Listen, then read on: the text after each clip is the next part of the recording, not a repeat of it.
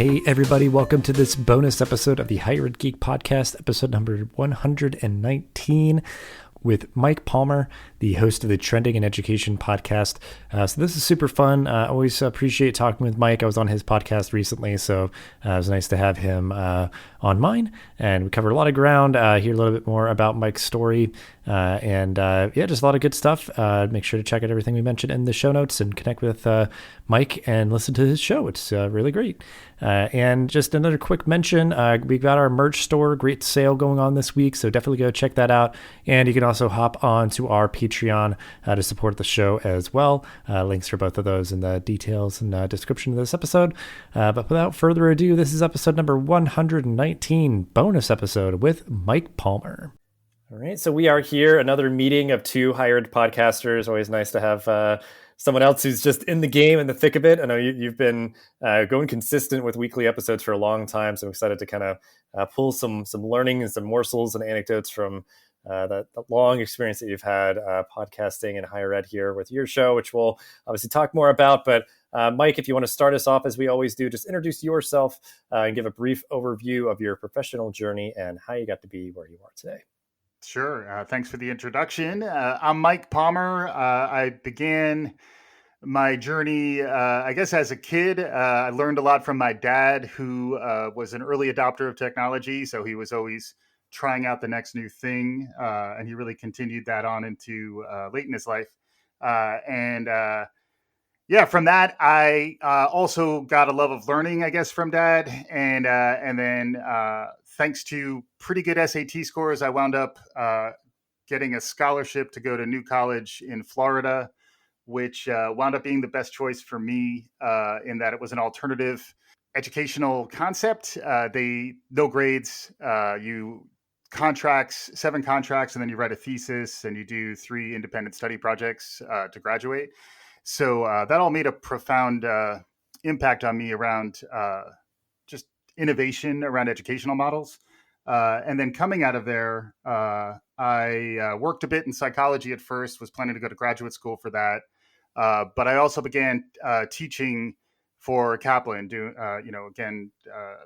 going back to my beneficial experience with scoring well in these tests. I saw that it could actually open up doors for you. It helped me graduate from college debt free, and then had a really great career at Kaplan. Began as a teacher, got into curriculum design, instructional design, rose through the ranks a bit, wound up vice president of digital media for Kaplan, and from there, as an R&D project, we launched the podcast, which is Trending in Education. That launched as a sort of a skunkworks R&D project in September of 2016. We've been doing it 4.5 years since then. I left Kaplan in 2019 to start my own consultancy. And then I've been doing the podcast, independently since December of 19, which has just been such a crazy year to be thinking about trends and transformation in education. Obviously, at the time you didn't know like where it was leading, but like that you kind of can see that connective tissue even from like childhood to now of always just kind of being exposed to like what's the new thing and just like because I guess part of it is like you're being out of your comfort zone and when you learn. So I think there's a lot of times like even for podcasting where people just kind of want to be like, look how much I know, like, look at me. And it's sort of like ego driven or something. But it's like, I can imagine with this podcast that you've been doing for so long, in so many different ways, you've kind of had to be putting yourself out of your comfort zone of being like, I don't really know about this. You tell me. And, maybe I'll step in it somewhere, but like, you'll let me know. Yes. And like, kind of teach all of us in the process. Yeah. I mean, I think the learning science term you hear frequently is desirable difficulty. So, you want to be challenged enough so that you're not staying where you are, but you don't want to be so challenged that you wind up feeling helpless because you can't actually overcome the challenge. So what I like about a podcast is that at the end of the day, there's no lives on the line. If best case, you're going to have a great conversation. People are going to enjoy listening to it. Worst case, maybe you don't ship it, and then it's just lost time. But like it's, and I think lots of times your guests, if you do a good job, and when I listen to you, Dustin, I definitely pick up on this, you're making your guests comfortable. And by virtue of making your guests comfortable, you make your listeners comfortable. and that just dials down a lot of the pressure. And then I think being comfortable not being the smartest person on a topic is something I've certainly had to do, just because I've had so many.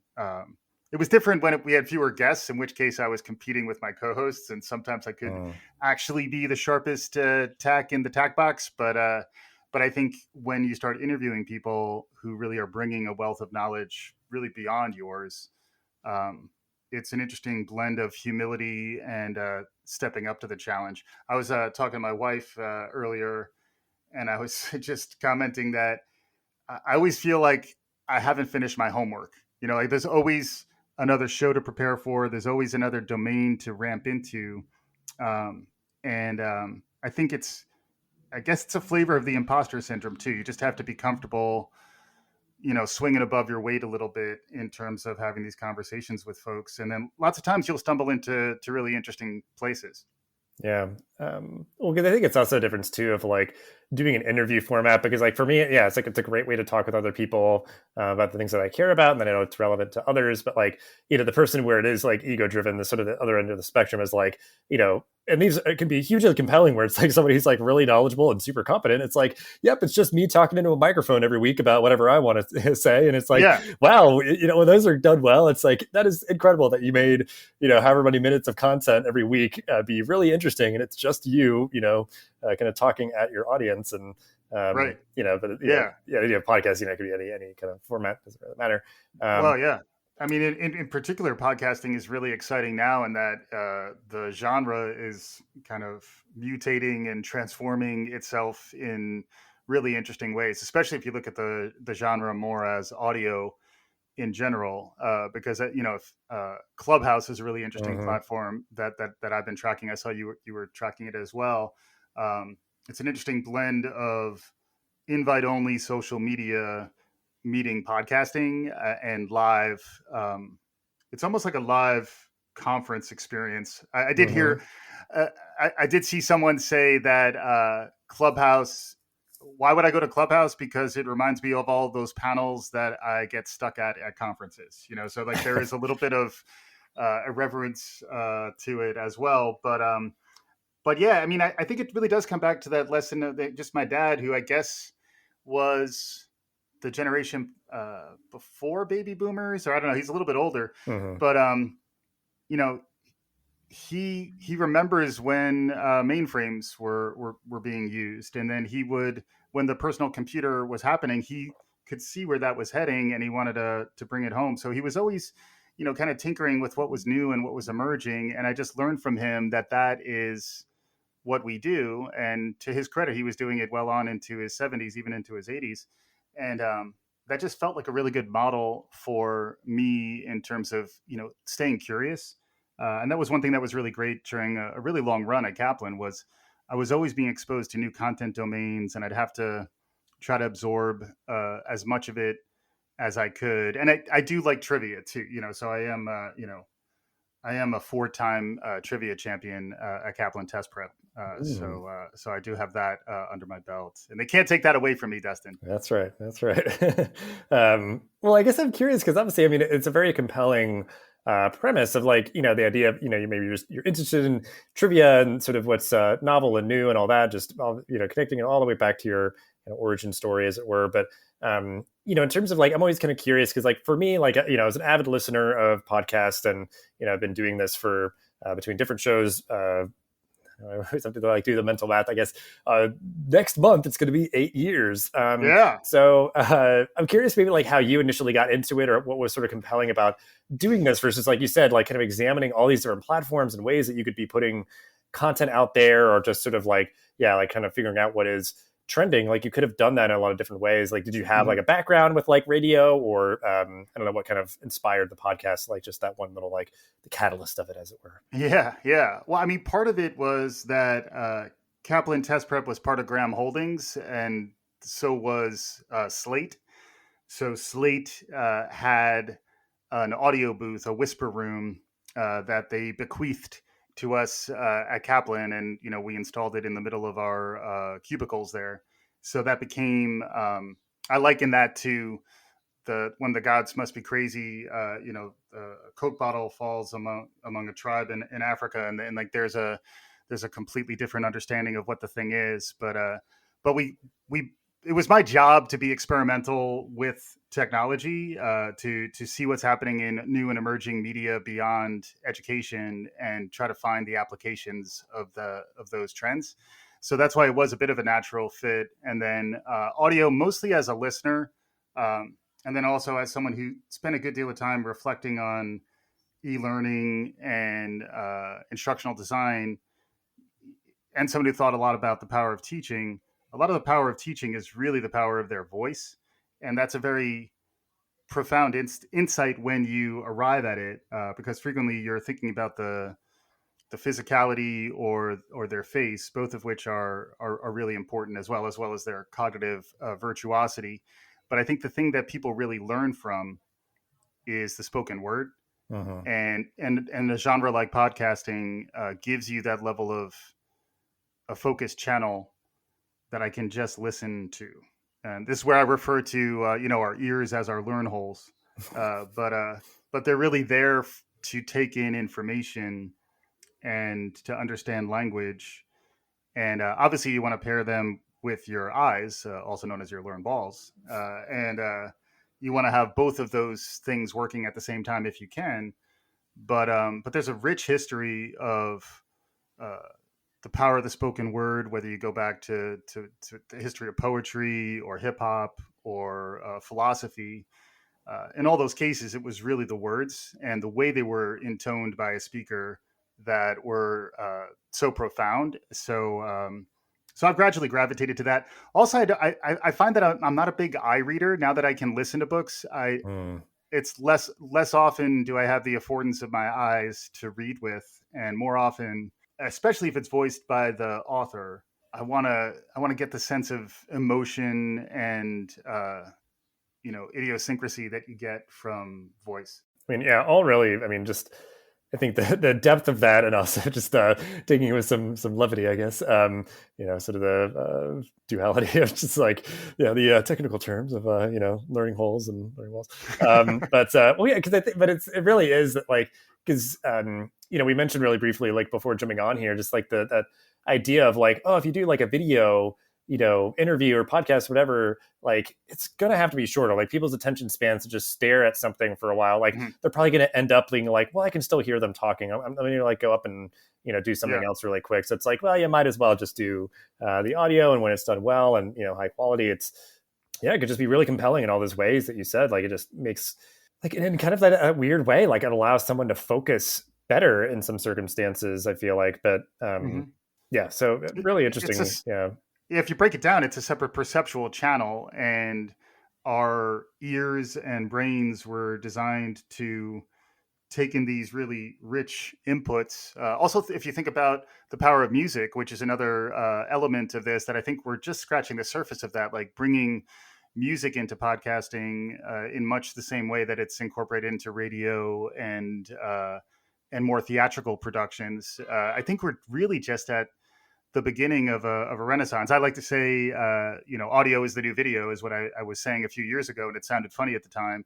And now it's true. If you think about, especially if you start extending it into things like immersive 3D audio, which I saw the David Bowie exhibit was here at the Brooklyn Museum a couple years ago, and it was all 3D audio where you would wear your headphones, and then based on where you were in the museum, you would start to pick up on different music, and the music would help you wayfind to a particular Bowie costume where he was, or video installation. It was really profound, and it's these ways in which you can think about that audio channel as almost operating in parallel to what's happening around people, which is where I think, when audio starts to meet augmented reality and mixed reality and virtual reality, that's going to be a pretty trippy ride. But I feel like just understanding the surround sound aspects of the design is going to be a really interesting place to geek out. Yeah, Absolutely. And I mean, I know there's people, because it kind of gets to one of my questions here, kind of jumping around a little bit. I'm just like, podcasting or just, I mean, audio content as it relates to like higher ed and, more so, I guess, learning perhaps, or just, Yeah. maybe even on like just kind of like a marketing side or branding, but like on that learning aspect for a bit, because like you're saying, it's this like museum exhibit or something that's a learning opportunity. Obviously, somebody's going to kind of absorb knowledge through the exhibits and everything. Um, the audio design and that experience being, I'm sure, just a huge opportunity. And then I know there are people trying to build out like audio learning courses. So they're just sort of, I mean, audio only, I think, really, or at least like audio first. Right. So I think that's really interesting too. But and I know like I've experienced too, people being like, well, yeah, I mean, if we're building out like an online course, maybe we could not do a video and do, a quote unquote podcast instead. Right. So I think, it is something that's like just becoming so ubiquitous that I think people are just accepting it as like, well, actually, yeah, we could do this, in a way that is audio first, or like incorporate audio in a way that's more creative than perhaps it's really ever been. Right. And also I think that's a huge opportunity for brands and for universities who I think increasingly are thinking of themselves as the brands that they are, to are, activate an authentic voice that can represent their brand in a way that is very human and accessible, and that signals the culture that you want to put out there in the world. I think it's a new level of pressure to find that voice, but I do think the the universities and organizations that do this will have a significant advantage, particularly if they can activate more than just a singular voice, or more than a couple of white guys talking to each other. If they can start to really almost capture when I think back to my college experience, I think about the conversations I had, and that's the thing that I think you can get pretty close to through the power of audio. And that's why I'm really excited. I mean, and I'm not just about audio. Like I do a lot of live streaming and virtual conferences. Mhm. This is all my consultancy. This is the type of work that I do. But in terms of the stuff that I really can't stop thinking about, and that I'm writing more about, and that's the other aspect of audio that is really interesting, is that in many ways it's becoming the written word, where if you have audio, you immediately have a transcript, and then if you want to publish that in a way that is accessible to folks who may not be able to hear it, or folks who might prefer to read it, it's all of a type now. And then the same thing in terms of unlocking the power of artificial intelligence and machine learning and data mining. As we're speaking right now, the text is being generated in some sense, and then if we were to publish this as text, people could also read what we're saying, and that to me is another level of insight around audio and also video, but really the part of video that turns into a data set that can be mined most easily. It is the voice, although facial recognition and all that other technology is also emerging. Mhm. But but yeah, I'm a big believer in the power of audio. I'm also, I know you talk about technology. This is an ed tech podcast, so I am also a big fan of Descript. So I use Descript for all of my editing and transcription, and it does the insight that I'm talking about here about audio and text being the same thing. In many ways, they're doing that through their platform. And that's allowed me to really streamline my production workflow, so that now I'm doing 2 shows a week, and it's just me. My wife helps on the website, and I get help occasionally, but the editing and the post production, that's all done by me in Descript, and and that's a really interesting model, because I think you can start to scale really high quality content. If you imagine not me, but like Sal Khan, and if you could train up 10 or 15 really outstanding instructors who are powering these channels that are generating a ton of content, in many ways you can start to solve some of your content scarcity problems, and then rapidly stand up new stuff in response to some of the emerging skills gaps that we're going to see. Yeah. Yeah, I mean, it's the idea of like there's definitely space for just like building these skill sets more broadly because any organization, any department at university, like you'd want to be able to like, well, yeah, let's like put out content ourselves or like um, I don't know, yeah, just not have it be like bottlenecked for like, well, we got the one person who can edit audio at our campus or something like that's it. And it's like, Yeah. well, no, yeah, there's different platforms that make it pretty user friendly to do those things, and we'll definitely link out to that tool that you mentioned. But um, yeah, I mean, because I also do everything myself, and I think it's Yeah. interesting because like to an extent, like I started this as kind of just like, oh, it'd be cool to do this so I can just learn about it. So I just know what it takes to do a podcast. But it's just like, oh my gosh, this is so great. I'm learning so much and like kind of building a network and all that.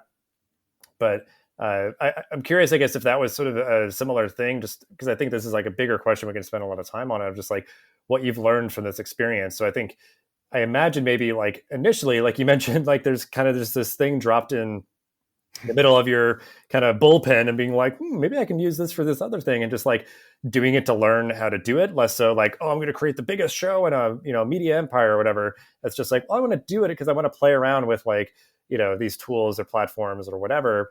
Because I'll often do that, or it's just like, oh, let me like use this thing to try to manage my social media, or like create these like short audio clips of podcast episodes or something. So I'm kind of just like playing around, but from that you really can kind of stumble into something, and it's like, oh, people are finding this useful, like this is a good use of my time and that sort of thing.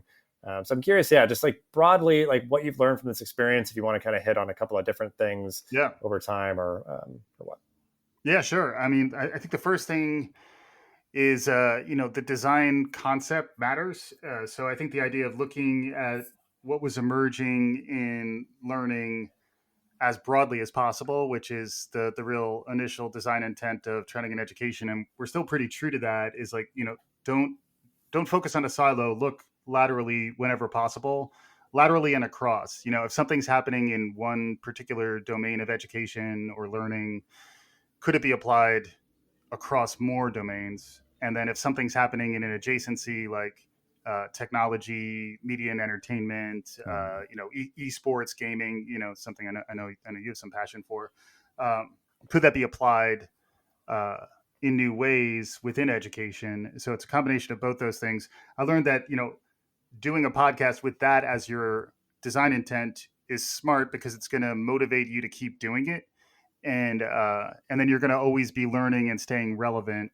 So in a way, it was designed to keep us frisky. If you had to talk about things beyond what we were doing at the time in test prep, uh, it required us to ramp in new ways, and that's good because the skills that we learn today are going to be outdated, in the next few years.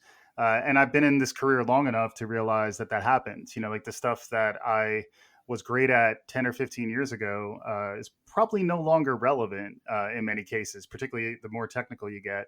So, like, there is a level of uh, transitiveness, transitory. It's transitory, Mm-hmm. Jake. I forget exactly what the word that I would use, but this stuff disappears very quickly. So you have to be forcing yourself to explore new things, and it's also, I think that's a way to keep your mind sharp, is to encourage yourself to always be facing novel challenges, because increasingly the well worn paths are going to either be fraught or they're going to disappear.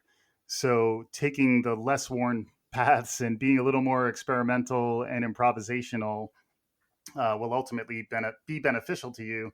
And then that's, I think, applicable to higher ed in particular, where, like, yeah, I've focused more on higher education in the last year than ever before, and that's in part because I saw the most disruption and transformation happening, to the point where we're never going to go back to where we were in 2019. Whatever emerges out of this as we begin to blend higher ed in-person experiences to whatever continues to happen online, um, that will open up some real opportunities for those who want to be on the right side of the cutting edge. Mhm. And then I think it will also introduce new problems around access and equity and financial viability on the wrong side of the equation. But it does feel like a shock to systems, so that those who were not comfortable with novelty, not comfortable with putting themselves into those uncomfortable positions where they have to learn new things, it is a bit of a sink or swim dynamic that I think many of us are going to begin to face.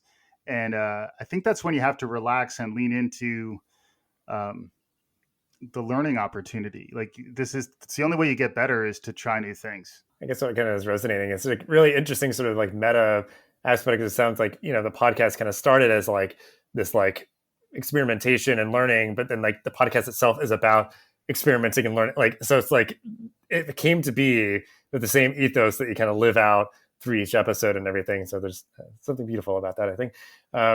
But yeah, I mean, it sounds like obviously you're probably learning things from the episodes themselves too, and there's like, because I know that's for me, and like we were talking about, kind of getting out of your comfort zone and being open to just not knowing things, and like really just being open to learning and asking the right questions and everything.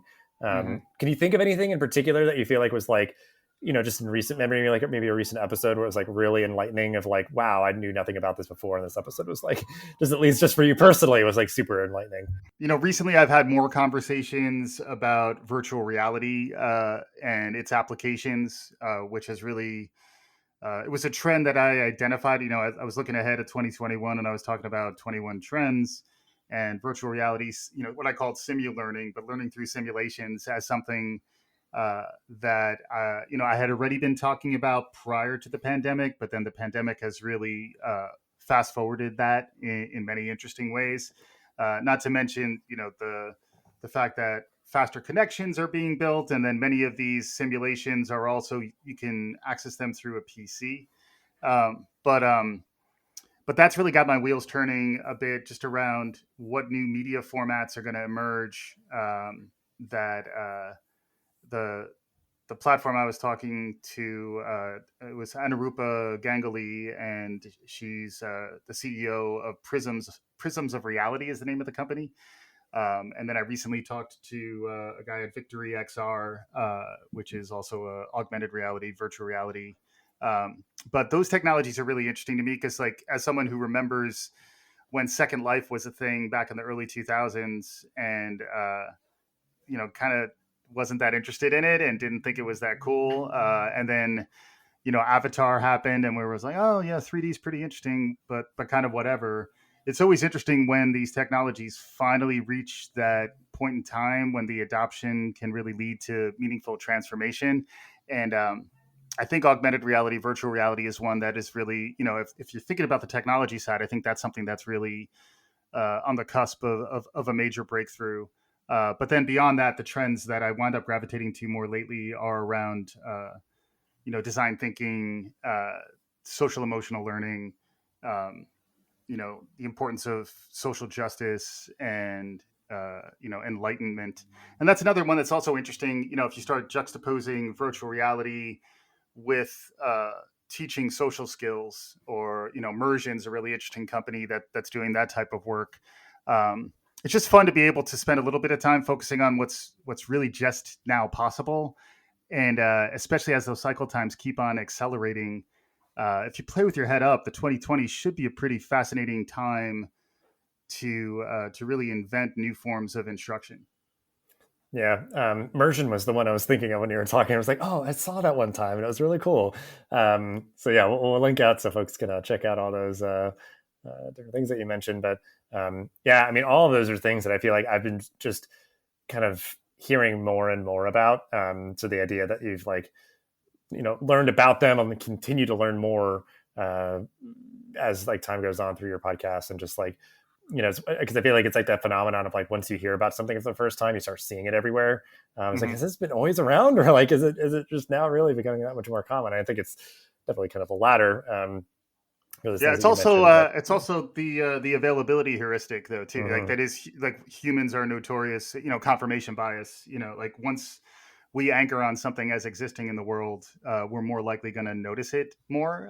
And there's all these other things that we're not noticing at the same time, which is interesting. But that's the other trend, just to add one too, is just more around performance psychology, behavioral economics, like next level social sciences that are designed to optimize human performance, is something I was always interested in at test prep. And now you're starting to see that with, it's the Peloton of learning, or even learning while you're on your Peloton. But that space, I think, the self-improvement movement has been huge. And I don't feel like learning has quite cracked into it as much as it could, but I would anticipate that to happen, particularly if you could get like the smart dashboard about your cognitive development or your social emotional development in the same way you do, your biking intervals on your Peloton. That's the type of stuff that's probably going to be emerging in the 2020s. Mm-hmm. Yeah. Yeah, super cool stuff. And I guess, anything else you'd want to kind of just name drop resources for folks, either just like stuff that's grabbing your attention generally, or if it relates to podcasting or education or otherwise. But nice to kind of fill out sure. the show notes. Sure. So trendingineducation.com is the website of the podcast we were talking about. Trending in Ed on Twitter. And then palmer.media is my website. So that's where we're about to be relaunching in the spring. So I'd say keep an eye on Trending in Ed on Twitter. Follow me on LinkedIn, and then palmer.media is where we're planning a bit of a launch in the April-May window. So if you like what you're hearing here, you like what you hear on Trending in Ed, I'm excited for some of the new stuff we have cooking on the horizon. Very good. Yeah, we'll link out to all that for sure. And we'll wrap up the episode then here. Any final thoughts or calls to action to end the episode on? Because I feel like we've kind of been speaking a lot about, just sort of, learning and growing and, getting out of your comfort zone and those sort of things, and the curiosity. But anything you want to wrap up on? Yeah, one other show. I just had Jeff Gotthelf on the show. He wrote a book called Forever Employable, which I thought was really interesting. He's the guy who wrote Lean UX back in the day. And he's had a long history of, extending agile and lean practices into new domains. That's another trend that I've seen a lot of in higher ed. But in Forever Employable, he talks about thinking of yourself as a product and beginning to ship as regularly as you can, and learn not just from the successes, but also learn from your failures. And I think there's just a lot of meaningful lessons to be learned there. And I think, both of us have started these podcasts, and the only thing stopping you from becoming a creator in the creator economy is you.